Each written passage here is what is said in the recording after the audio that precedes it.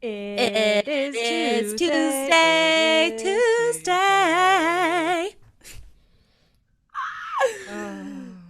I'm so happy it's back. Just saying. Our little catchphrase that is in the key of nothing. Welcome to our 52nd episode. 1 year, baby. 1 year. And we haven't missed a single Tuesday. We have been with you every single week for a year. And so many of you have been with us for every single week. And thank you so much for being those human beings. We've loved being with you in your car. We've loved being with you in your house while you're doing your dishes. Yeah, exactly. While you're walking. At the barn, Mom looking at you. At the barn. Wow. Yeah. Yeah. And speaking of Mama R, otherwise known as Mama R, Vanessa Roodenburg is quite an exceptional woman. This episode is for anyone who has in your life said, I can't do this. This society is not built for me. Vanessa does an incredible, and I want to just say Mama R. Mama R does an incredible job of showing you that as a single mother, having had Raquelle at 19 years old with an exceptional career, a beautiful hobby farm out in Maple Ridge now, with a life that she really designed well, this is the episode that will help you to really start thinking about navigating yours in a way that elevates you, and not accepting the status quo as something that you have no control over. This is the true be brave, live full episode. Mm-hmm. So buckle up, baby. Enjoy.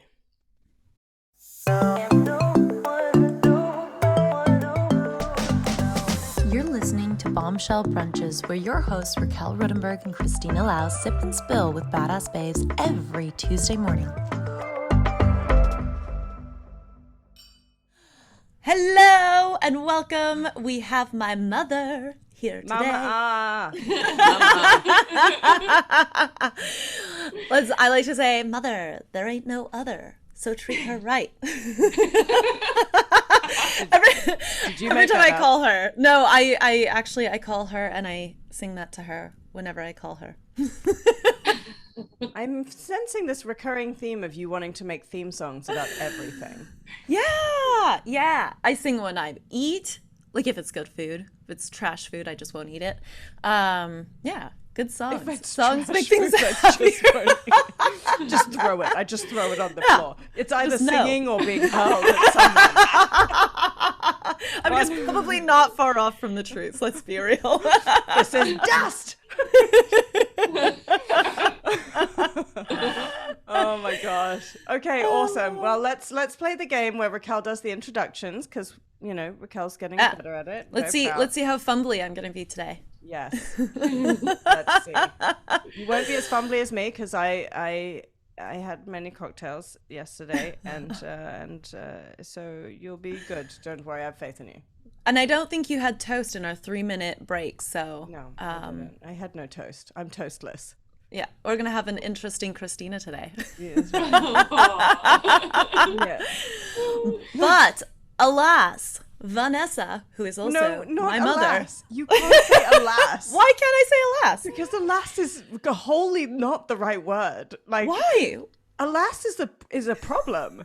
When you're like, oh no, it's Vanessa. That's what you just said. Alas is exciting. Alas, the long-awaited Vanessa LaFortune. No. Fortune. Oh my God. This is going so well. So I'm on a bunch of meds. I'm just gonna put that as pseudonyms. I go under multiple names as pseudonyms. Oh my gosh. Okay, oh my God, it's only been 20 years of one name and now I have to relearn a new name. It's okay, my passport still reflects that too, Raquelle. Oh my gosh. This is Raquelle's mother, or is she? someone's who this lady showed up on our Zoom. She found the link. Who is this person? Okay. Alas, Oh my God, I'm by the crying. way, by definition, is used to express grief, pity, Really? or concern. So what you just said was, I have used this for is my years. mother. Wow. This is so great. I'm so happy Oh my that I am God. here. And Oh that my you God, have I'm me in crying. your life to stop you in public spaces that we speak in. And you're like, oh, and without further ado, alas, here is a person that is coming to stage. This person's going to get to stage and be like, wow, that was the most, at least she's direct. I mean, But do most people know this? Because I Yes, swear, I've used Raquelle. Alas for decades, and In my no one has supercomputer. ever mentioned this. see, this is okay. This is a Oh West Coast my God. Vancouver thing where it's like, you know what? No one corrects you? I'm just gonna leave her to it. Alas, it was great. It was great to see you. Alas, everyone else who knows Raquelle, shame on you. Shame on all This of is you. right. Shame. Thank you. Now Okay, we're introduce gonna maybe your rewind. mother. Maybe this We're person. gonna rewind. We have Mother Dearest on the podcast today. AKA Vanessa Roodenburg. Same last name, if you will note. Vanessa is a firstborn Canadian who immigrated, actually, your family immigrated to Canada from the Netherlands, which I am currently residing in. And you are the third of 4 children. You grew up on the west coast of British Columbia, mostly in Vancouver and the Gulf Islands. And if you you know what, the other day I met someone who didn't know what the Gulf Islands were, and they grew up in BC. Oh, The other day I asked.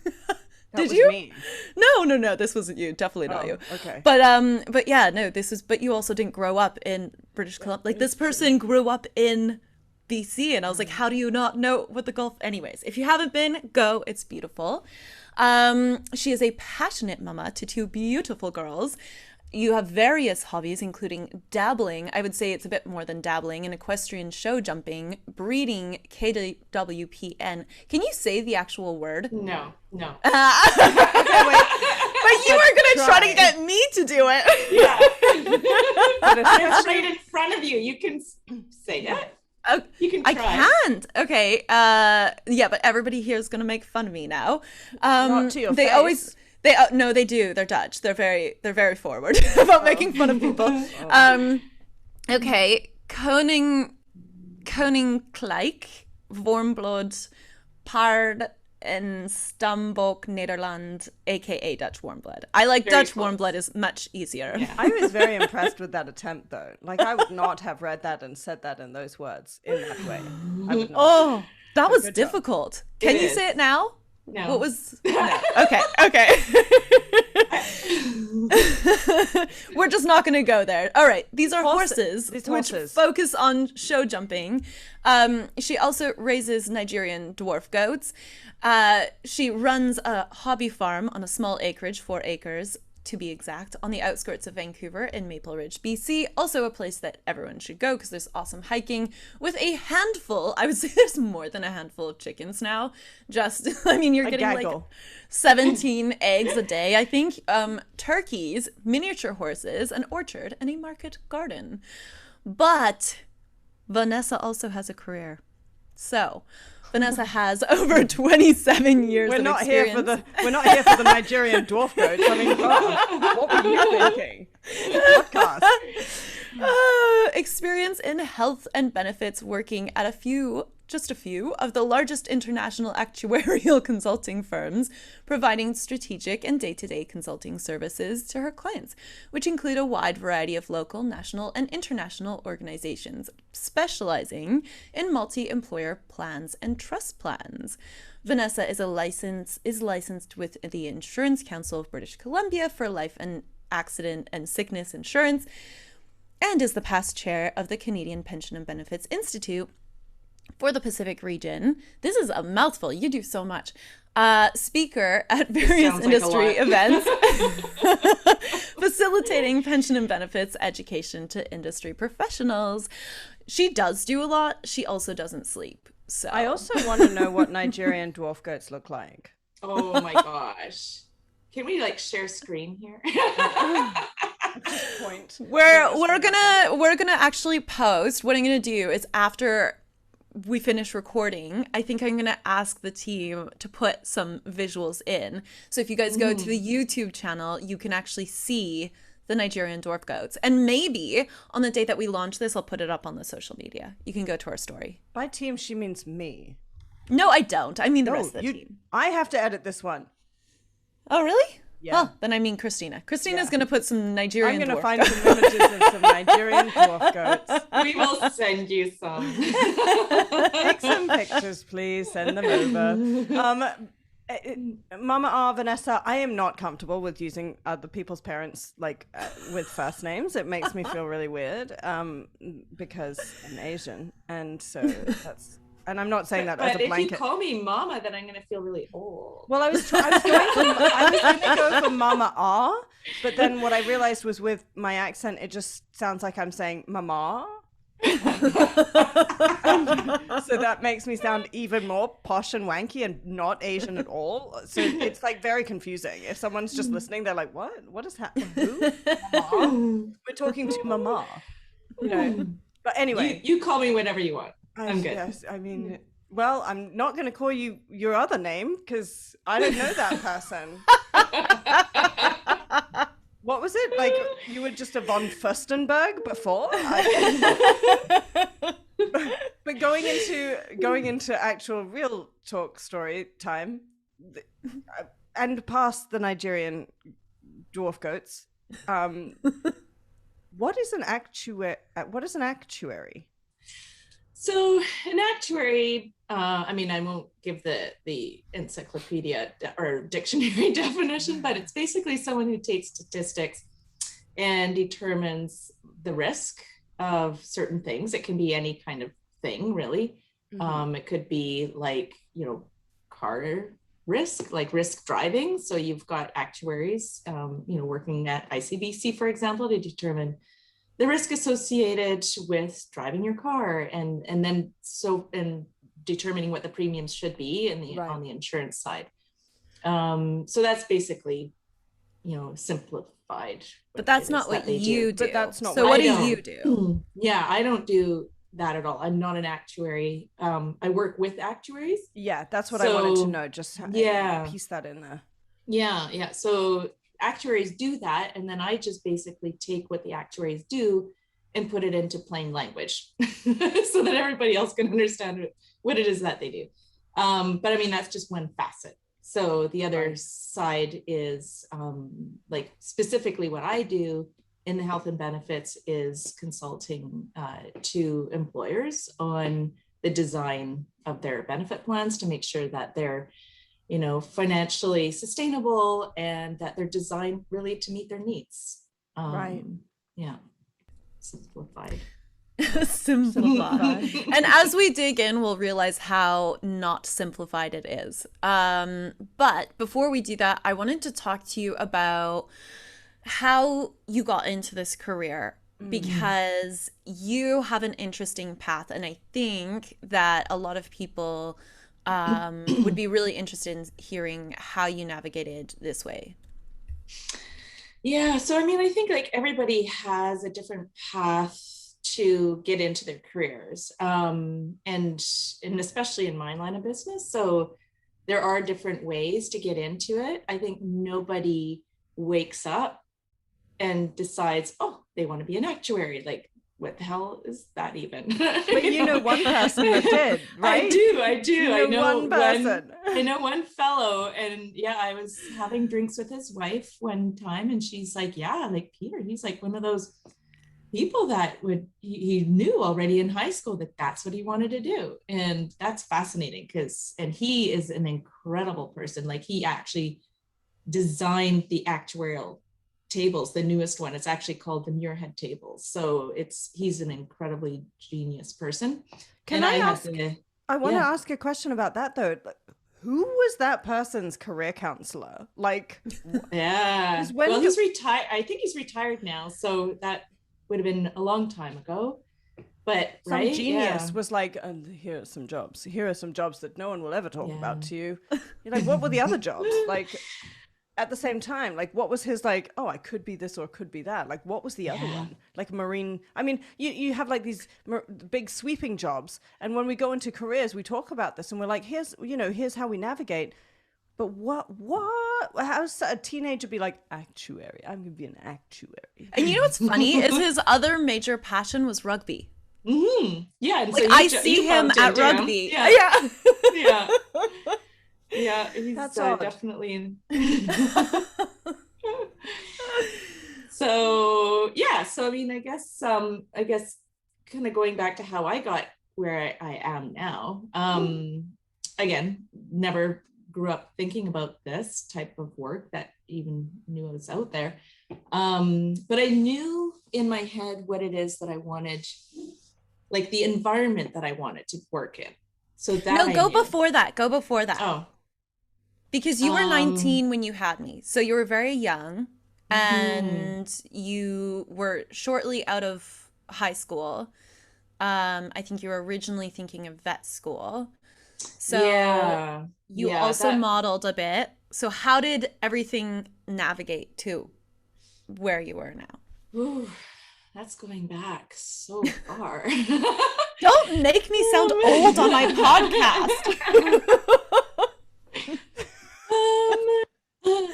So I mean, I did have you really young. I really wanted to go into veterinary medicine. And that just became exceedingly difficult when I had you. But I was living in the Gulf Islands, so it was going to be a challenge. Like, how do I pursue this? And so I did all the prereqs to get into pre-med vet school. But then it was just such a challenge to do that. So I had to figure some other way. So modeling was just sort of a bit of a side gig just to make extra money. But I didn't do that very well because I'm camera shy. Actually, she's being modest, and she won a competition, was supposed to go to New York, but I gave her chicken pox. So it sounds like I put a lot of blocks in her. You're a no monster. Vet school, gave her chicken pox, no modeling career. But none of it was your fault. Wasn't it? Raquelle is now studying persuasive communications. Don't trust anything she says. Don't trust this lady. No, actually, I would have to say that I probably am where I am today because of Raquelle, and in a positive way, not a negative way. Because she was my driving force. Like, yes, I did all those things, but I did it because I needed to look after Raquelle. Like, Raquelle was my little being that I had to make sure that she was as superbly looked after as she possibly could. And to do that, I had to find a career that was both enjoyable, but that was also going to provide for us, because we very quickly found ourselves on our own. So I became a single mom after she was 2 years old. And we moved away from the Gulf Islands to Vancouver because that was important. There's no career potential on the Gulf Islands unless you want to be in the hospitality industry, and that's limiting. And I had big bodacious goals. So moving to a city was really important. I did sort of continuing education type courses there. I did a practicum, I guess, through these courses, just really brushing up on my business skills, like just basic business skills, because I knew I wanted to work in an office environment, not really knowing exactly the path that I wanted to take, but I knew that I needed to brush up on these skills that I already had. Why did you know that you wanted to work in an office environment? Was it because of the benefits, the security, what was it that was appealing? Yeah. No, it's a great question. Actually, all I could see is when I closed my eyes and envisioned what I wanted to work, and this sounds so simplified, but I wanted to work in a tall building with great big windows. And I wanted to be able to look out these great big windows and see the city and the ocean. And yeah, it was like that simple. Like I That's just closed my eyes and visualized where it is and how it is that I wanted to look and feel. okay. I have another, like, too many questions on the back of that. What was that, something that your parents were not like office based No. workers, right? So that, where did that dream, did it come from film? Where did that visualization actually, where do you think that it might have come from? I honestly don't know. It was just a sense of what it Mm, is that I wanted. And I always felt that when I visualize things, I'm able to attain them. mm, And it helps to drive the path. And I think I learned that also like a lot.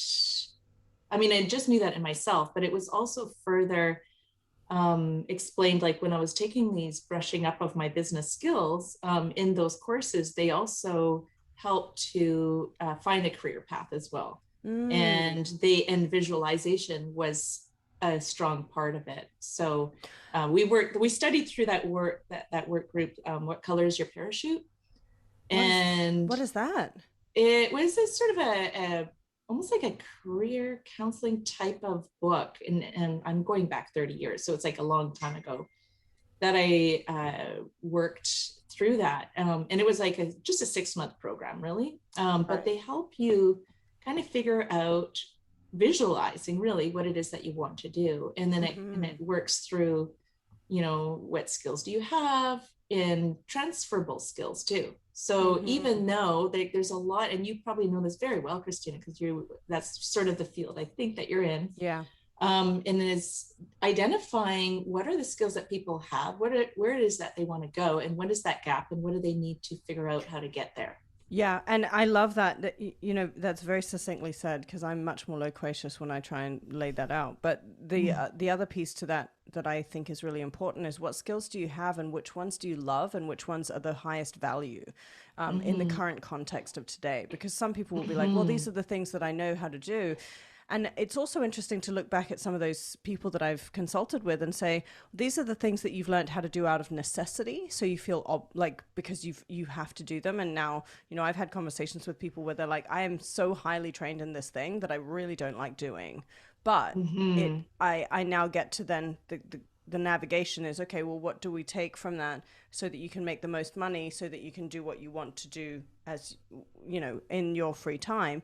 Or how do we reskill you using that foundation so that you can Mm-hmm. have a sustainably enjoyable career? Because that's really I think what I'm hearing is, you're visualizing something, and then you set yourself into these goals to create the skills that you need to be able to move around within that Mm-hmm. dream and vision, because it wasn't a set vision.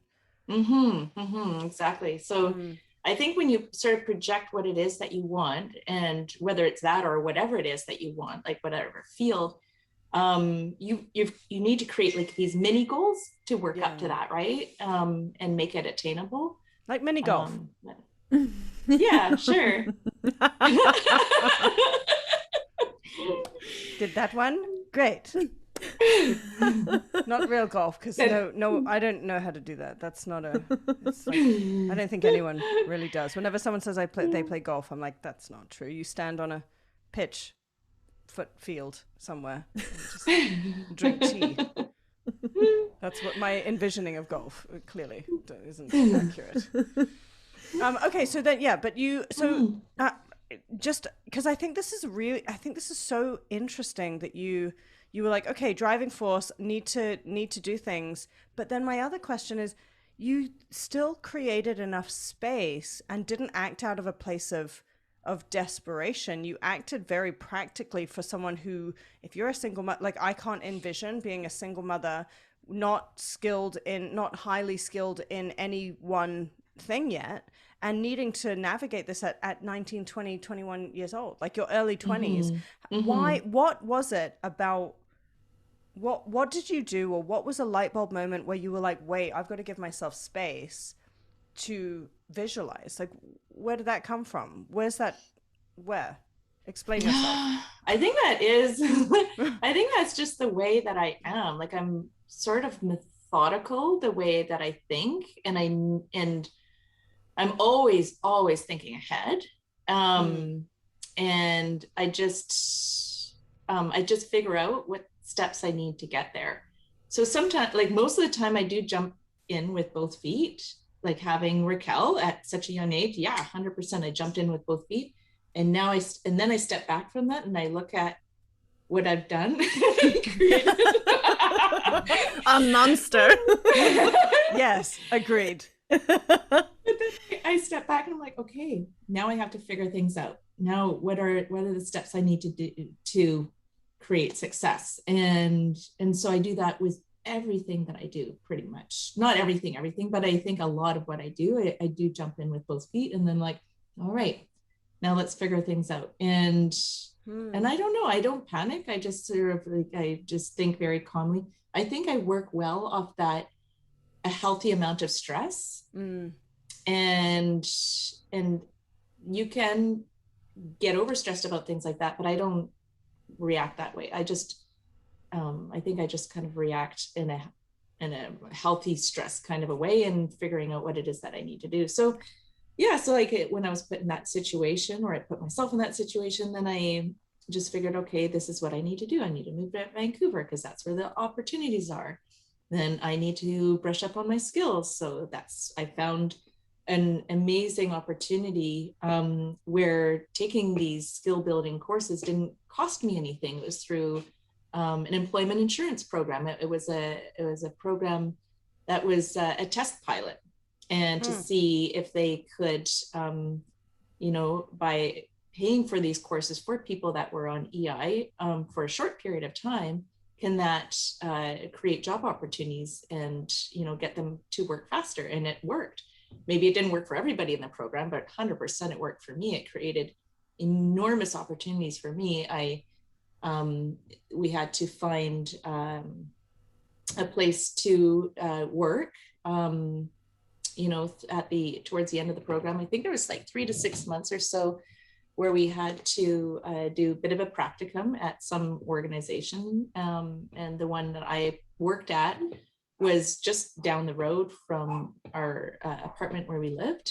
And then they didn't have a position for me at the end of that practicum, but one of the people that worked there were really close friends with the HR person at an actuarial consulting firm. And they were really pleased with the work that I did there, that they wrote a reference letter, like a 3-page reference letter, which was shocking to me.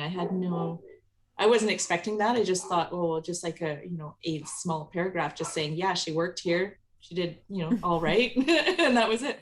But this woman went above and beyond, literally 3 pages long, saying like how pleased she was. So when I did an interview at that company, that was at the Coles Group, so that company doesn't exist anymore, but then they actually, the position that I was applying for, there was an open position there, but they'd already filled it.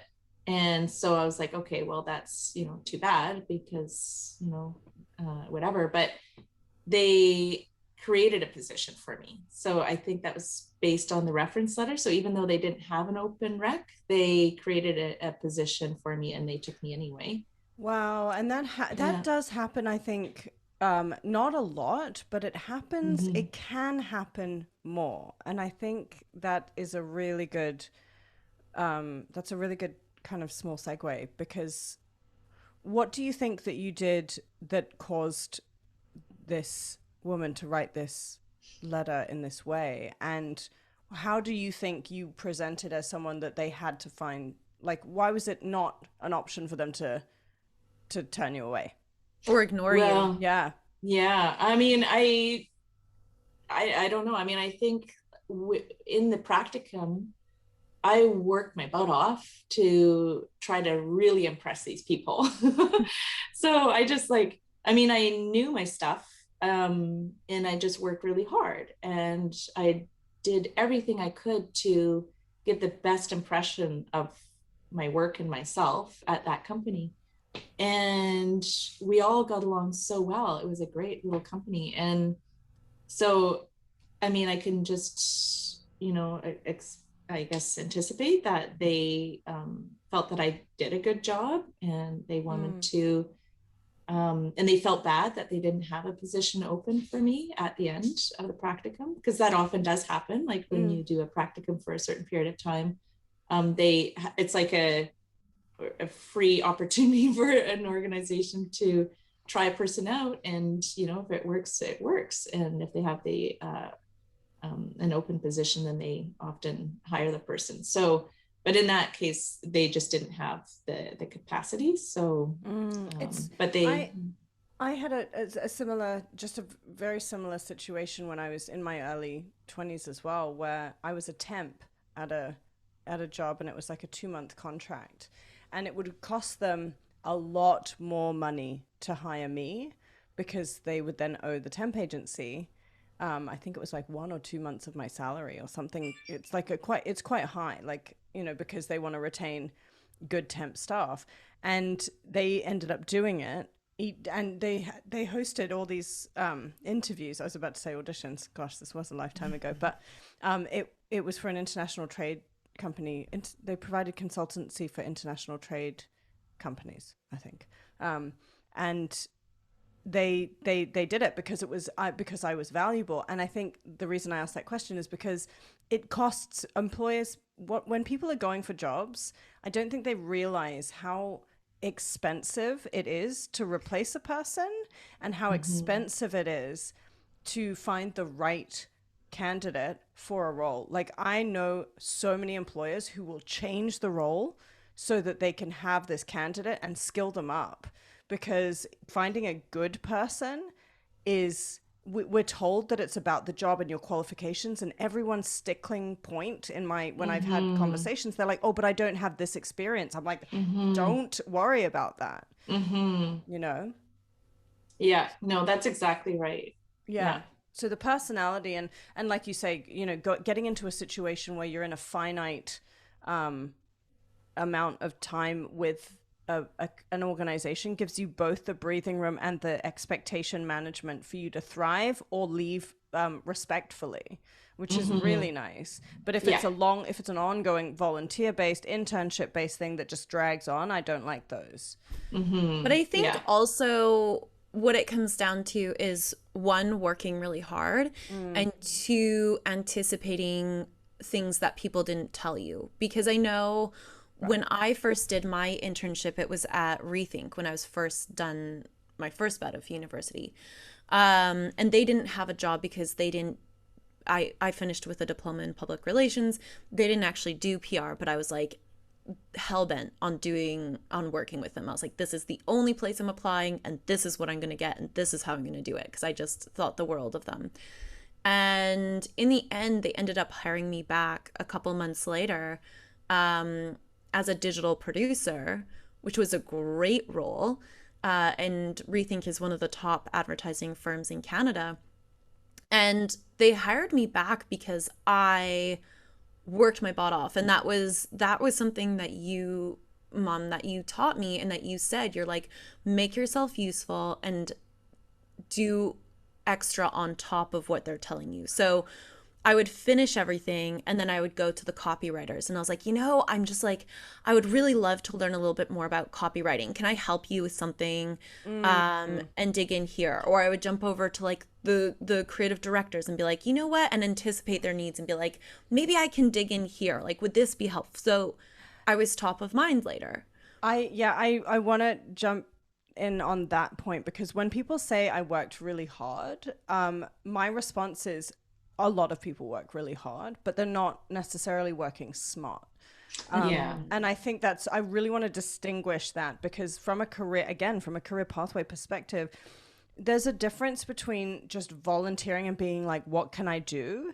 And saying exactly what you said, Raquelle, which I think is the to me, that's the magic dust of a very employable person, is specific questions. So like, I am interested in this.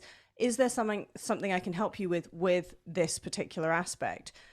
But that's after you having absorbed your surroundings, outgrown what you are currently able to do, and then looked around and said, what is the next practical thing that is mutually beneficial for me and the person I'm working with, or the people that I'm working with? That is someone that I will and have fought tooth and nail to hire or retain and find money for, right? Because then you get into the levels of management where you're like, we just need to find money for this person. You know, that's what you do. That is your problem. You're like, I am now in a management position. I have to create a role because this person is going to bring this much value, and I know this because of these defensible things that they do. Anyway, segue. But that, from a career pathway perspective, I think that's so important. So we drifted very far away from, you know, what you actually do, but it's not so far. And I think to kind of go down the path more, you were hired on in the benefits and consulting world first in reception, and then you worked your way up. But again, it all came back to having that drive, having that hunger, offering your services for more, not just sticking to like the outlined roles, showing that you had curiosity and range and that you could do more. Yeah, so I think it's a combination of mentorship and opportunities too. And I mean, sometimes I say luck, but I think everyone creates their own luck. So that's the other thing to it. So when I started at the Coles Group, it was actually in a word processing role. And so it was basically just typing and using my business skills to do that stuff. But that allowed me to work with a lot of different consultants all over the company. And that company had worked on the retirement side of the business, so pension plans, things like that, and then also on the benefit side. And then there was a communications aspect to it as well. So I worked with all of these, and there was a lawyer as well. And so I could see in that role what all the different opportunities were in that type of a firm. And so really the world's your oyster at that point, right? yeah. And then there was reception as well. So and that was just like, it wasn't a full-time reception. It was just, you know, giving the receptionist a break kind of a thing. And then there became an opportunity to be an assistant to one or some of the senior consultants or partners of the firm. And so I took that position. And then that very quickly led to an analytical position. So I wasn't just like taking these positions and not doing things in the background. Like I was also continuing my education, specifically in that field. So once I learned a little bit more about what it is the organization does, and they really promoted education. So they would actually pay for your continuing courses, as long as they were related, of course, to the field. And then with the passing of every course, you would get a bonus. So that was also really cool. So, you know, being a single mom, like also it was, you know, it was driven in me to earn more money any way I could, but also to expand on my education. But it was hard. It was not an easy path to take, to be working full-time, be a single mom, and do these courses. And that's probably like where I had the biggest amount of guilt, because poor Raquelle, like I'd be home, I'd be at work, and I'd be at work super early. So she would be in daycare, and then I would pick her up, and actually, no, I would go to the gym first. So I would finish work, go to the gym, then pick Raquelle up probably around 6 o'clock in the evening. And then I'd be studying until I couldn't keep my eyes open anymore. Wow, like, you two really are cut from the same cloth, hey? Because Raquelle will just I'll get on there. She'll be like, I have an assignment to start and finish and all these things in one day, in 24 hours. And I'm like, what? Are you doing that thing where my mum just stands in the living room for 12 seconds and calls that sleeping? Like, pretty much. Jeez. And it was not an easy path, Kristina. And that was why, like, I was so, when Raquelle was growing up, I really wanted her to go to college or university immediately. Do not pass go, do not collect $200. You're going immediately from and from you think I'm persuasive? She's persuasive. Well, just for everyone's benefit, Raquelle is still in university. Like, now she won't leave for love nor money. No, I'm just back again. Every few years, I go back. Professional student. Yeah. Wow. But I love that you went to the gym. I love that you still took care of yourself and had enough of that, like, awareness and understanding of how important it is for you to take care of that temple that is your body, and your mind 100%. And your spirit, Yeah.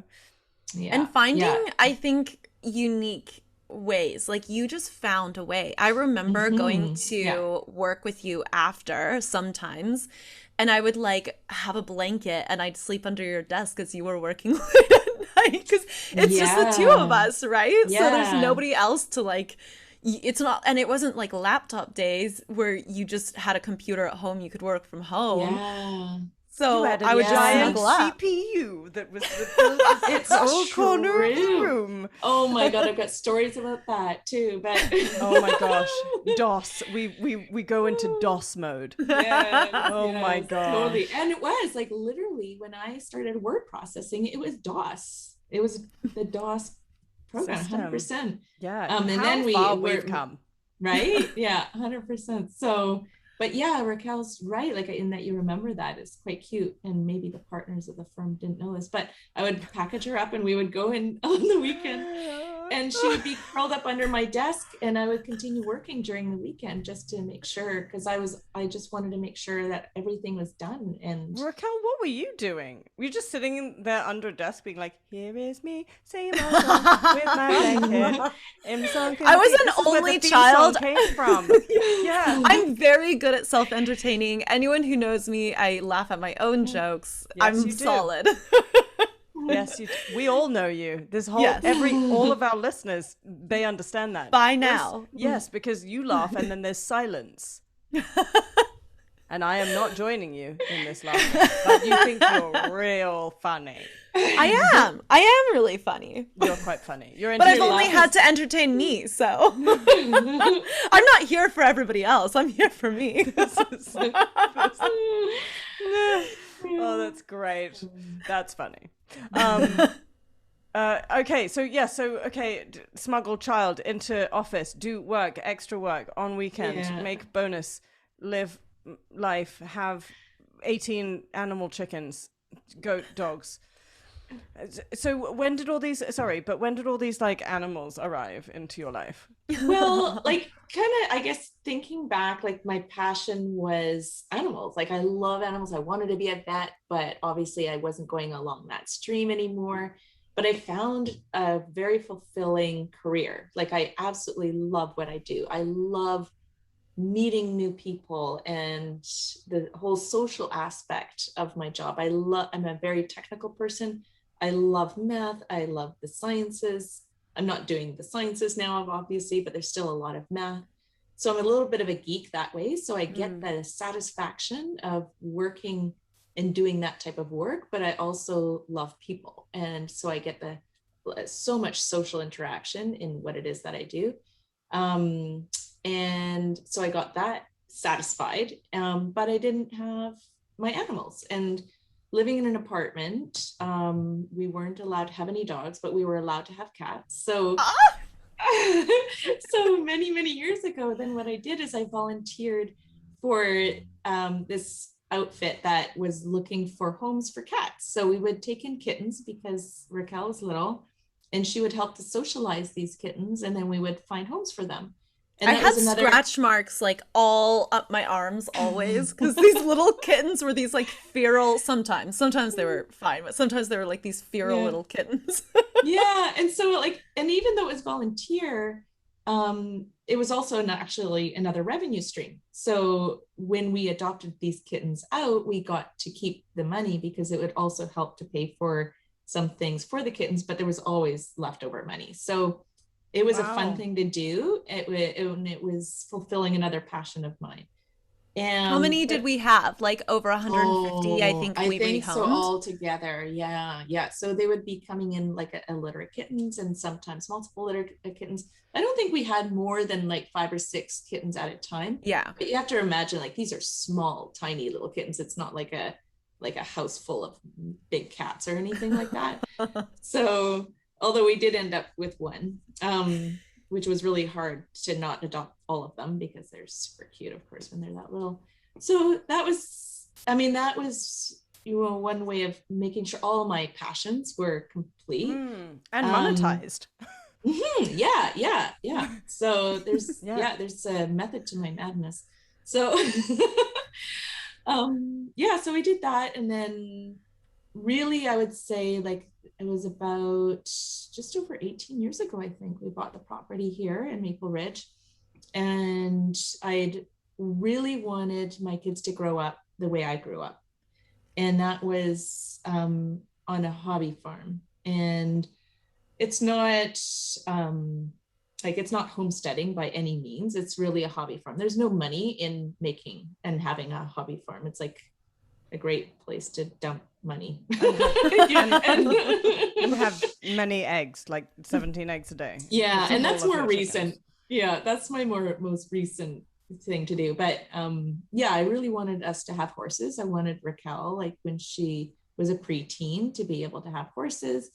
And really have everything the way I had it when I grew up. And then Lucy came along. In 2005, Lucy was born. And I thought, wow, like what a great way for a kid to grow up. And just a very natural surrounding. But I still love working downtown. Like I didn't want to let go of my city life. I love that, but I don't want to live in the city. I want to live in the country and work in the city. And that's why I chose Maple Ridge, because I thought this is awesome. Like there's a direct route with a commuter train. That's a very civilized way to travel on the West Coast Express and takes me right downtown within 40 minutes. And I don't have to drive and I can continue to work. So I'm super efficient. I'm constantly looking for efficiencies in what it is that I do. I think you're really optimizing, and I think that's really important. I think that it sounds like, and also I'm biased, but I know, because I know Raquelle, I kind of have a bit of an inkling as to how you both think more than I think I like to admit sometimes when Raquelle is like communicating, like manipulating me behind my back in front of my face, but you're both systems people, so you're like, okay, how does this structure, how does this work, and you can kind of zoom out, and it sounds like what you did at every moment, you normalized iterating, stepping out, and then coming back in and iterating again with an optimized way of doing something. And I think for a lot of people who are going into any profession, looking for a new job, or realizing that they're feeling static or stagnant in wherever they are, I think it's really important to start to try and exercise that part of our brains however we personally can, because looking at I've been to your place and your million animals, and doing that by myself at this stage in my career would be really difficult in my mind. The fact that you did that 20 years ago, you really had to have a zoomed out foresight and go, okay, what are the things that I love? Here are all of the pieces. How do I now, where do these all intersect? Where am I going to go? Boom, it's Maple Ridge. Like right now, to be honest, I think Maple Ridge is an amazing place to still invest in, but it's so expensive compared to what it was 20 years ago, right? Yeah. So whereas now, when I have these conversations with friends and colleagues and, even acquaintances that are like, I'm never going to get into the market. I'm never going to, and the conversation is, I'm never going to ... or I'm never going to be able to ...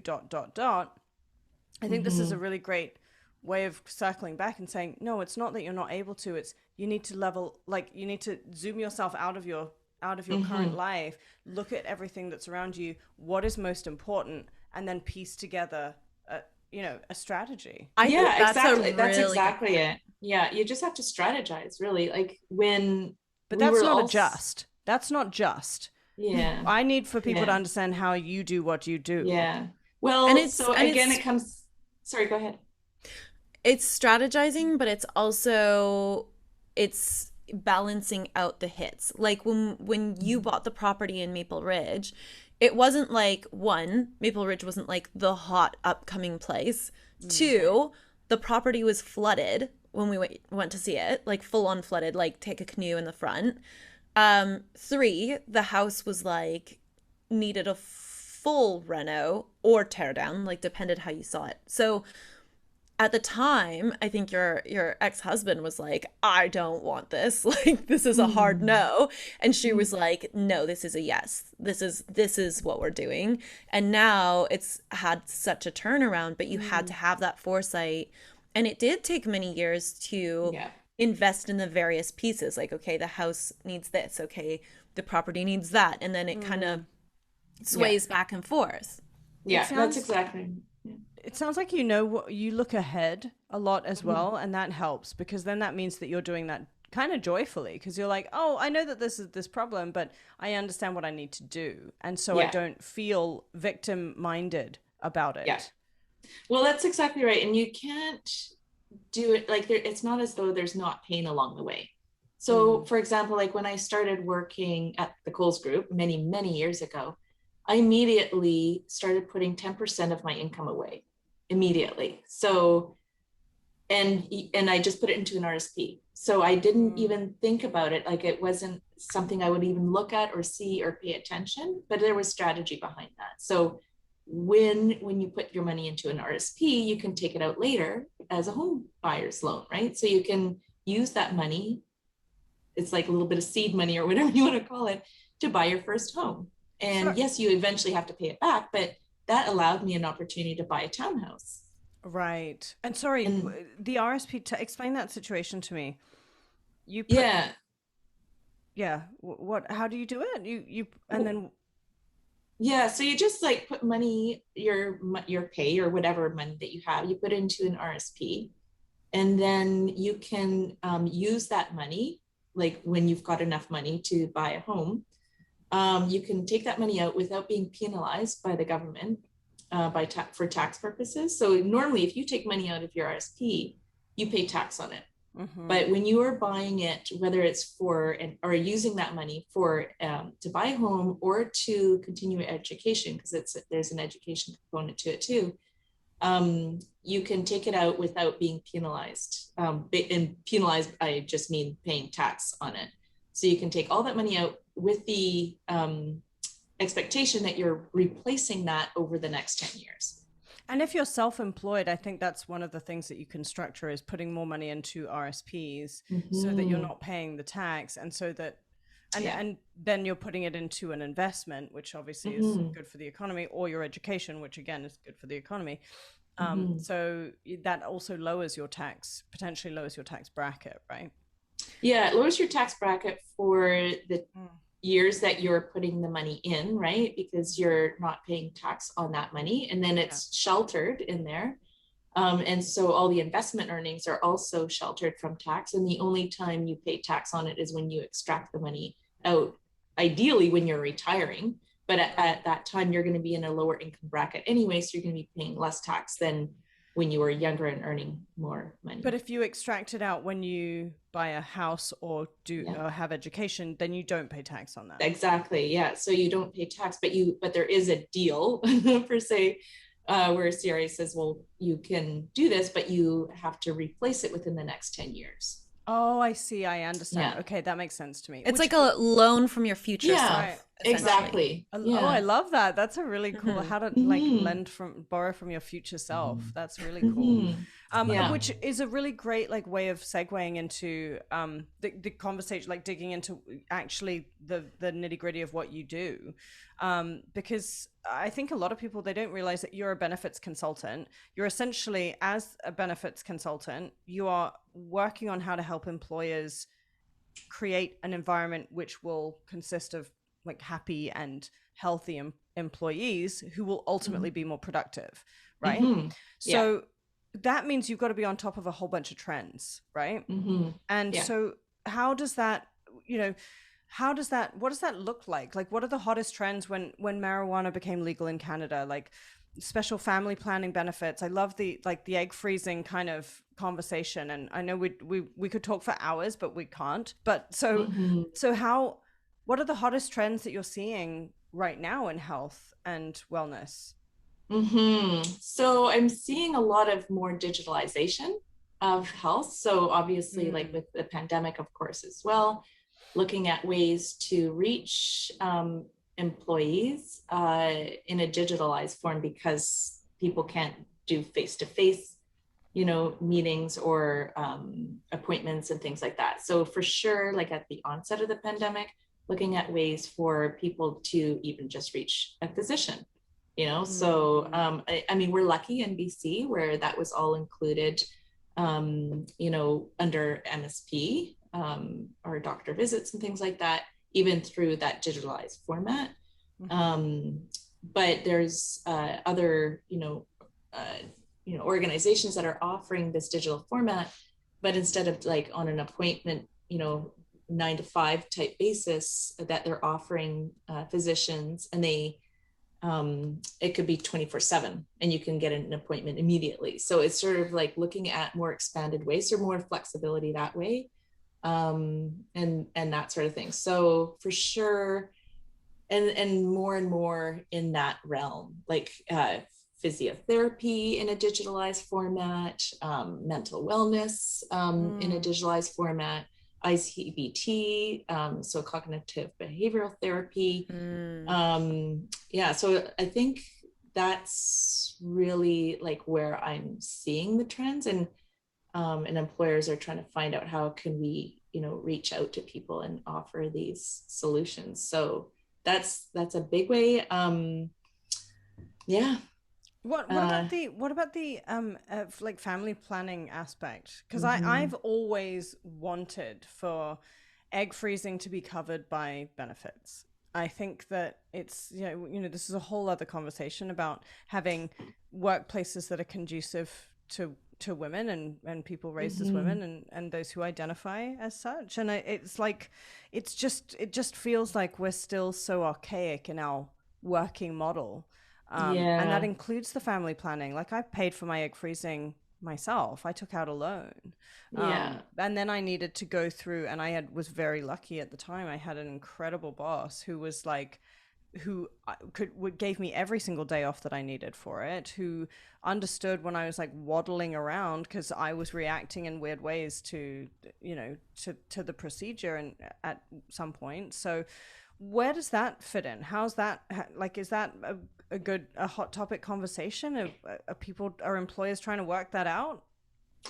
Well, I mean, I think it's such a great question. And I think it varies by organization. So when I work with organizations, I look at what is their philosophy as an organization, what are their goals and objectives.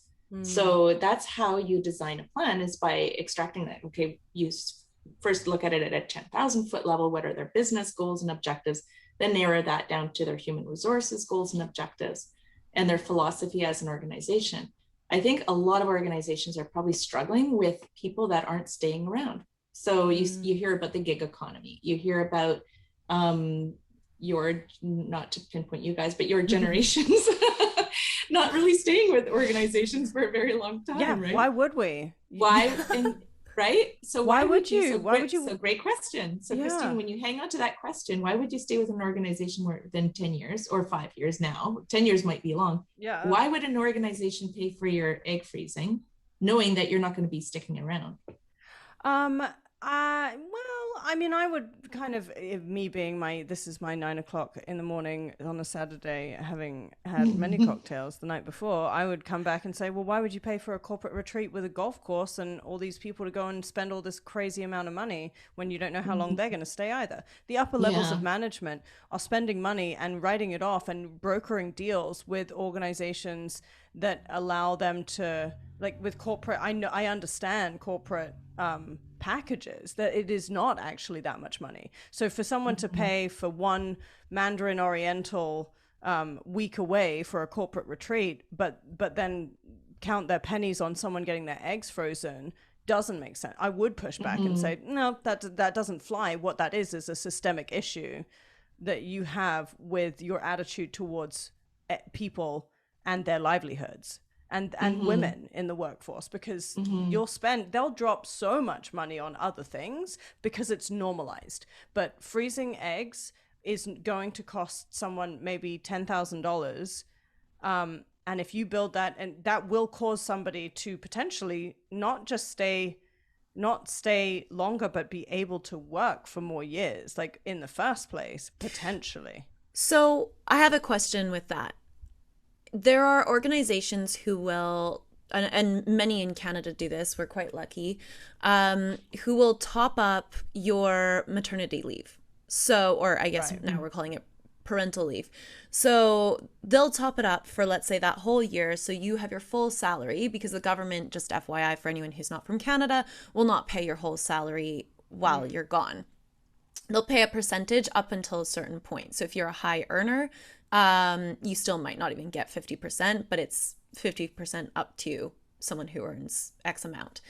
So let's say your employer tops that up, and that's great, and you have your full year off. What a lot of employers will do is they'll have a contract that says, we will top you up, but you need to promise us that you're going to be here for at least the next 2 years, because not only are we topping up your salary, but we're now also having to hire someone, train them, and get them to work in your place, which is probably very specialized, for that entire year that you're gone. So you're promising X amount of time. Now you can leave before that, but you would have to then pay back what the company invested in you. So what if there was something like that with egg freezing? Okay, so we're going to do this for you, but you're promising us this, or you're paying us back X amount.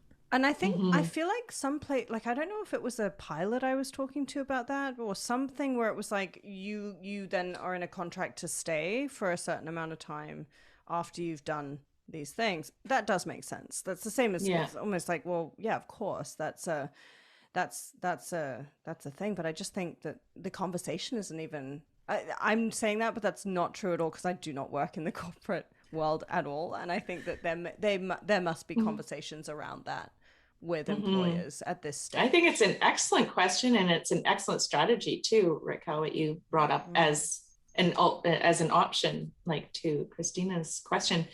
I would have stayed. And if I'd offered that, I would have been like, yes, that is worth a year of my. And if I dislike this organization that much halfway through or 6 months later, I'll pay the rest of that money back. No worries, right? You've got choices. Yeah. So those would be sort of like extra benefits that could be considered by employers. Like, I think it's an excellent idea, or, thing to think about. It wouldn't really necessarily fit within the group insurance world, because group insurance benefits really have to be, like, for example, on the medical and dental side, or like medical in particular, have to be, covered by the insurance world. And in the insurance world, it has to be sort of a qualified expense under the Income Tax Act, like a medical expense. So that wouldn't necessarily fall under, let's say, for example, a health insurance plan, because it's not, that type of an expense. But it could be like another benefit, and those other types of benefits are taxable. So that's the other part of it. So if let's say I don't know what it costs, like let's say it's $5,000 or $10,000, that would be then also a taxable benefit to you. So you would be paying tax on that amount. But somehow acupuncture became one of those health benefits, Yeah. and I mean, there must be a way to lobby to push for it to become a health benefit. Yeah. Yeah.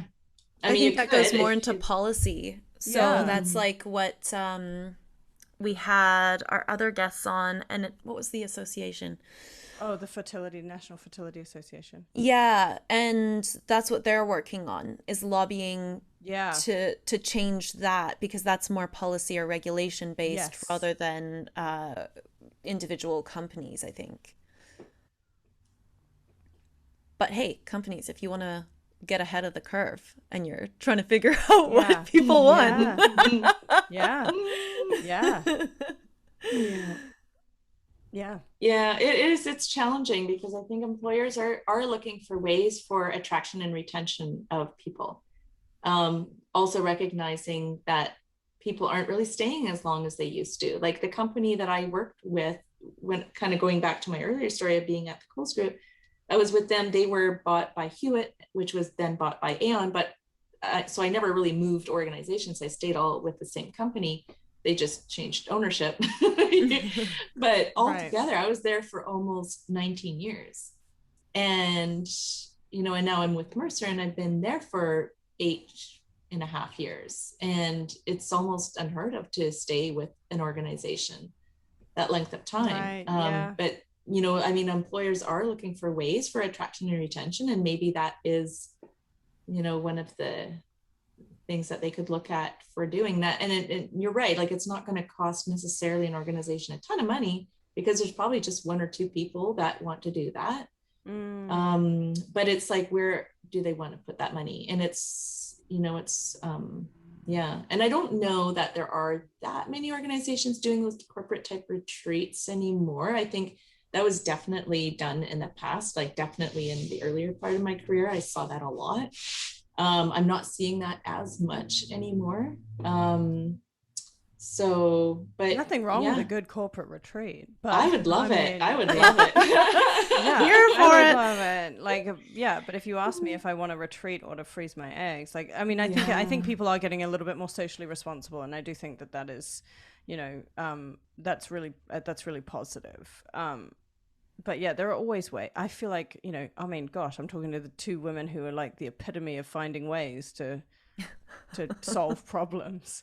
Then there's me, who's like, it's one thing happens, I spill my tea, and I'm like full of cortisol for the rest of the day. I'm just like, oh. I wanna dig into one last thing, because I know that this is gonna help everybody, and it's helped me a ton. You're the first person I go to when I need to negotiate. So you are a killer negotiator. Can you walk us through your essential rules on negotiating? Yes, please. I will take notes. Well, let me think. I mean, that's a really great question. I'm not really sure I analyze it that much. Can I put it into a context so that we have a situation? You want to Sure. You want to negotiate a raise. Oh gosh. I'm like the worst that way. Okay.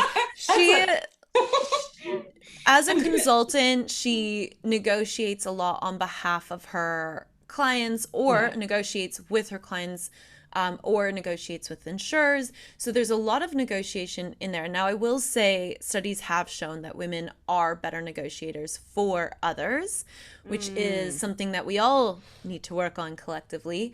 But then I think just putting the example more in terms of negotiating for your clients, because you've been asked to come on and negotiate in all sorts of capacities, even by your clients. I don't think it was stuff you could necessarily say okay to within your role, but how we do can you translate it into yeah, okay. exactly. So how would you attack that? You've got, let's say, an insurance company comes in and they give you bids. So what happens usually, just so the audience understands, is you have these needs go out to tender, a number of companies will come up with their numbers, and then you can pick one or negotiate. I think that's generally what typically happens. Yeah. So, I mean, I guess like the biggest thing is, like, at least in my world, what's important to me is relationships. So building relationships with the vendors, and I think when you've got a long-standing trusting relationship with the people that you're negotiating with, you build that trust. It takes time to do that, and experience, like with each other. And you have to know your stuff. Like, you have to know what you're talking about, what you're negotiating. You have to have a good story, when you're negotiating something. And I think like when you have that, and you have to back it up with facts. So you can't just like negotiate just something. Let me say, for example, like what we're finding lately is costs really increasing on long-term disability. And there's a multitude of reasons for that. It's the interest rate environment is part of it, because there's reserves that need to be set aside, not to bore you all with all the details, but when you have to put reserves set aside for long-term disability benefit payments, the insurer has to do that, and the interest rate environment is low, then they have to put more money in there in order to make sure that those people are going to be paid out till they return to work or turn age 65. They have to, assume that some of these people, and that's where the actuaries get involved too. Right. So because of these external factors, some of them are not controllable, but you might see, okay, well, your client, while they maybe have several people that are on long-term disability, maybe a lot of them aren't turning out to be on long-term disability for very long. They're on long-term disability for a brief period of time. So you have that story that you discuss with the insurer and say, okay, well, yes, there is a lot of high claims experience, but they're short-term claims, and they're, returning to work rather quickly. So the outlook isn't really quite as bad as you might think. And so there's those kind of things. So, and it really depends. Like, it depends on each situation. That's just one example, but you need to have your facts. You need to have your story. And I think you need to have that trusting relationship with the person that you're negotiating. So when you, at least in my world, so when you're laying those out, you're not just pulling these things out of thin air, that you have something to back that up with. And I think I would add one more thing. You need to be ready to walk away. Like, for me, at certain points, you have to know when you're going to walk away from that. Like, you need to, and have that, whatever that foundation of safety is. Because whenever I'm negotiating with people, obviously in different contexts, but I need to know what here's what I want. This is the point at which I'm going to leave it as whatever it is that we've agreed, and walk away from whatever I want, or potentially what they're offering, right? And sometimes it takes several rounds of discussions. Like, it's not all just going to happen at once. And sometimes you have to put a little bit more pressure on, but usually when you build that really good relationship with someone, with a vendor or whatever, then you don't have to do those multiple rounds of negotiations. It's almost like one and done, but yeah, you have to know in your mind where you want to land, like where you feel comfortable landing. And you either have to agree to disagree, or like you say, you can also walk away. I think that's actually really good advice, because you were an awesome negotiator in your divorce as well. Not that we'll go down any details with that, but I think it's having a relationship, but also having consistency, because you turn up as the same person all the time. So people know that when you say this is your line, it truly is your line. They're not going to keep pushing, because they've probably experienced in the past that that's not going to work out well for them. So I think at that point, it's also important, and that really just goes into developing yourself within business and showing up consistently the same way. Some people will have a different tactic, or I shouldn't even call it a tactic, maybe just be different people and show up differently. But I think with you especially, you're very you don't want to take the negotiations further than they have to. So you are very clear on what you want, what your furthest line is, and you won't continue to talk about it. It's like, it's this or it's that. And that's really it. I think it's also not continuing to justify, right? We tend to, like, for me, I tend to justify. I'm like, but this is why, and this is why, and this is why. Instead of it just being, this is what it is. And then allowing enough space to let the other person come to you and recognize what is valuable. Because I think that's one of my biggest, I guess, not faults, but things that I can work on is understanding that it's not up to me to own that other person's responsibility to see what value is there. I try and prove it way too much, instead of allowing them to see the value that they see in me and fight as much as they think is appropriate. Because when we justify it, it disempowers. I think the story aspect is really interesting. I've never heard anyone say that, but I think it's really, really true, because the story, and that's something that I preach all the time. So it's surprising that I haven't really thought of that in negotiation terms, but we learn through storytelling and we have emotions through storytelling. It's human instinct. So yes, have your facts. And I know in your industry, the facts are oftentimes tied to numbers. So when you're negotiating in terms of numbers, which can seem very like physically distanced from emotions, to have that story to wrap it all in a bow, I think can really take that to the next level. Here's the story, here's the facts to back up the story, and here's my lines. I think that's yeah.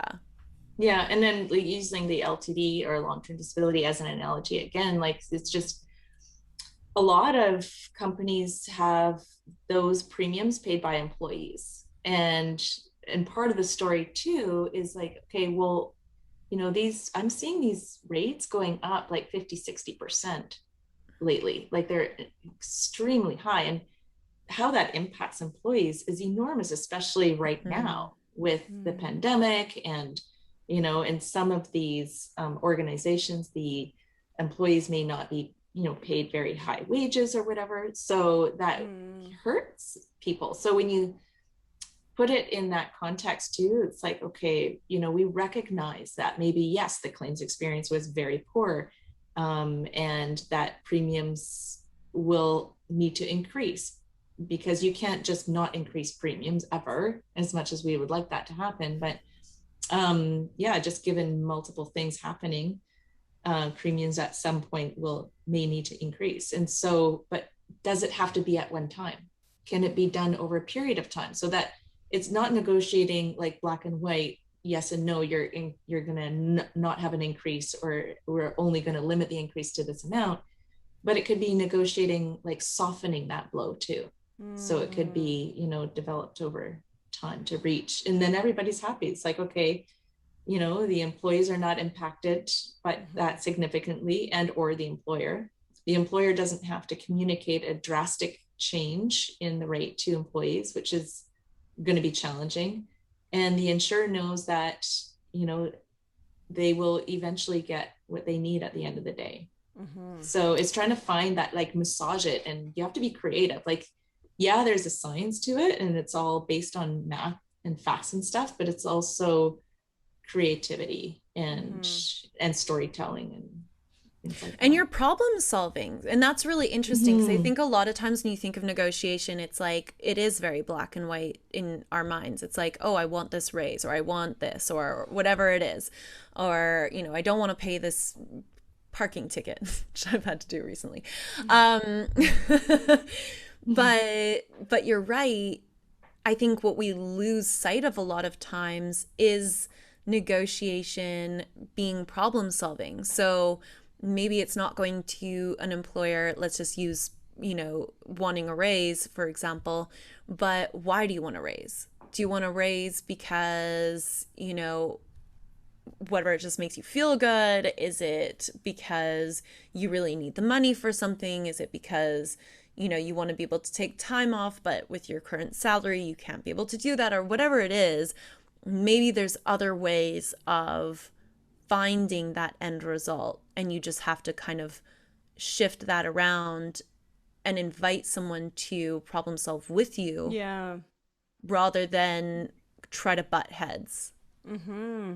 I like that. Invite someone to problem solve with you. Yeah, and I think you'll have to put yourself in their shoes too. Like, I'm just trying to think, like, to your original example, Kristina, like on the raise part, it's like, from the employer's perspective, why should they give you a raise? What do they need to know? Why should they give you, like, you know, like, because of your worth, really, right? And so if you were to think from the employer's perspective why they should give you a raise, so then you need to sort of think about and give the backup, I guess, to get your numbers give them the together. information. So that's all part of it, I think, is knowing the facts. There's a great book that I recommend to so many people by Mika Brzezinski, which is the Know Your Value, the revised edition. And there is this amazing section in there on negotiating races, you know. I sent you the audiobook, Mom. Which I wish I had narrated. I wish I got a chance to narrate that. But she narrates it herself. Yeah, I just sit in my living room reading it out loud. Well, look, we could be here for days. But I'm running out of tea, and we both know what kind of night I've had. So I need more of that tea. I'm switching to coffee now. But thank you so much for spending this time with us. Thank you for outlining just like the inspiration that is your story, and then also kind of unpacking a lot of those tips and tricks to kind of navigate and get that higher level zoom out, take stock, design your life, attract 100 animals and goat dwarfs, and then carry on, you know. Yeah.